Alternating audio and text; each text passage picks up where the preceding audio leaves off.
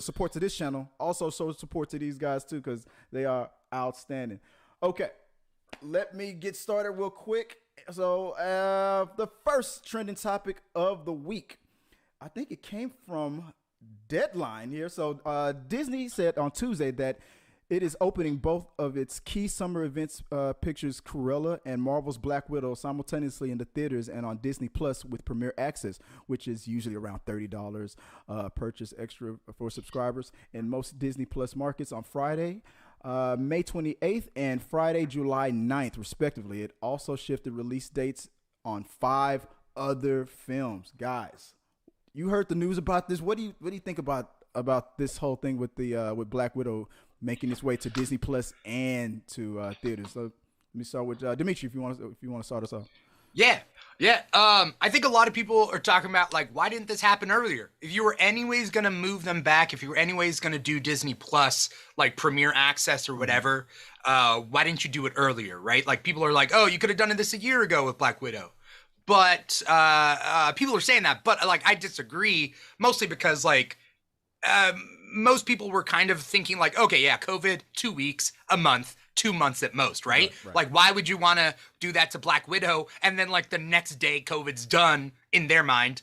And like, they'd be like, oh, we just wasted like $1 billion movie on Disney Plus, right? So I think like they've been putting it off for so much, they finally bit the bullet and they're like, okay, yeah, now we're going to do Premier Access. Not only that, they were testing out Premier Access with all these other movies, which I have a interesting take on it, but like, you know, they did it with Mulan first, they did it with Raya the Last Dragon, and then you get thinking like, Soul came out for free.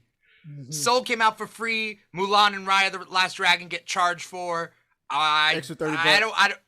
I don't know why they're doing that. Okay, but then like now they're like, okay, they tested out the concept. They're like, okay, we can make money off of Black Widow with Premier Access. They're doing the same with Cruella, like that Cruella movie. Yeah, that was breaking news to me. I thought they were going to just push that at theaters, but yeah, they said Cruella as well. Yeah, I think they're following the HBO Max model where they're releasing both at the same time now. Yeah. That's actually really interesting. I don't know why they would switch up. I would think they would do the opposite, where Pixar would be the Premier Access and the new Disney films would be the ones that were free. I wonder what decision or what made that decision for them. But for Black Widow, I legit thought they were just going to push it.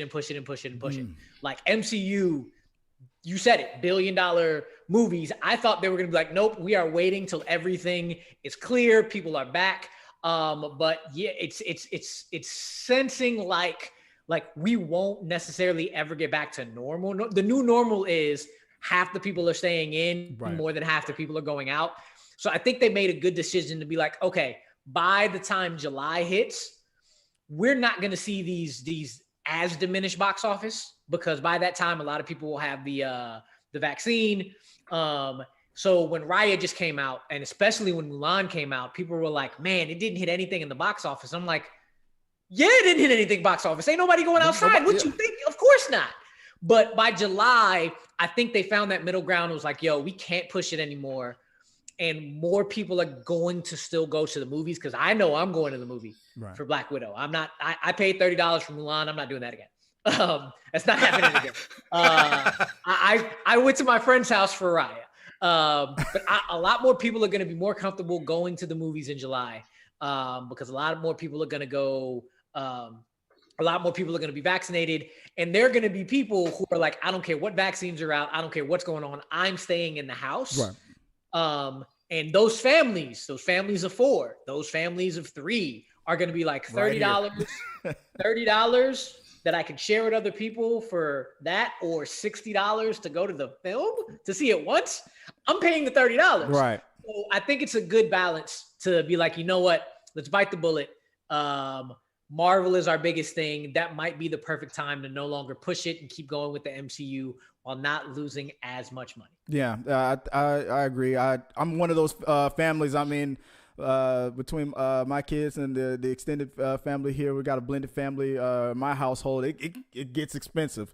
So I did not do Mulan. I waited. I was like, I'm not paying the $30 for that. It looked good on the trailer, and I wanted to see it when it first came out, but I waited, and I'm glad I did. I waited until it was available in the regular, access on the Disney Plus, and I was okay with it, but I thought to myself, I'm glad I didn't shell out the $30.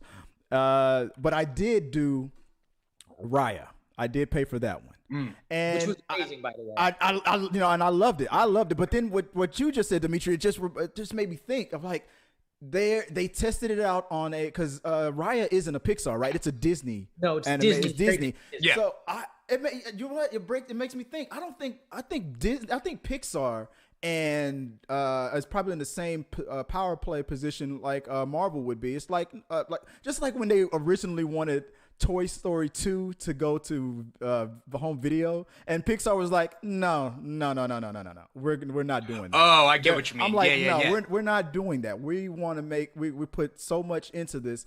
We're gonna wait for it to come out in the theaters. The best Toy Story movie going to what? But see, that was back in the day when all of their sequels went straight to video. Yeah. But Pixar was like, no, we put the same amount of energy as we did on the first one. The quality is just as good, if not better.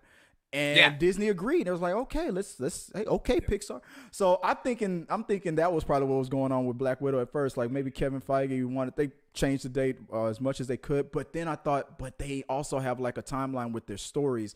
And after a while, maybe there's going to be something that happens at the end or in the middle of you can't push it anymore because something's probably going to happen that might spoil the timeline of all these other releases, especially with the Disney Plus shows now actually going full force, and we know those shows go into the movies as well. Exactly. It's as much as part of the cinematic universe. Not as much. It is a part of the cinematic universe. So since those are going out, the movie's got to come out to not kill the timeline as much. To save the timeline. Yeah, you're right. So I feel like that's probably why they were like, screw it, let's go for it. And also another thing you mentioned, Dimitri, about it being $1 billion. I also have a separate theory about why they chose Mulan and Raya for the premiere access thing. Yeah. So I mentioned that on this channel. We can get into that again later on, but if you want, but I have a separate theory about that. But you mentioned there's two theories that I have that link together when it comes to that. Yeah. We can get into that one later, but overall, I'm thinking mostly it's about the timeline, about what's going on with Marvel and them needing to get that story out. Everything. I'm sure, Dimitri, you know better than us. So you're right there. You're in the cosmos right there. What's Captain America doing on the moon over there? He's good. But guys, but guys, let us know what you guys think. Put it in the box below. As always, comment below, share your thoughts, your questions, and maybe we'll talk about it later on We Got Your Mail. But let's move on to the second trending topic of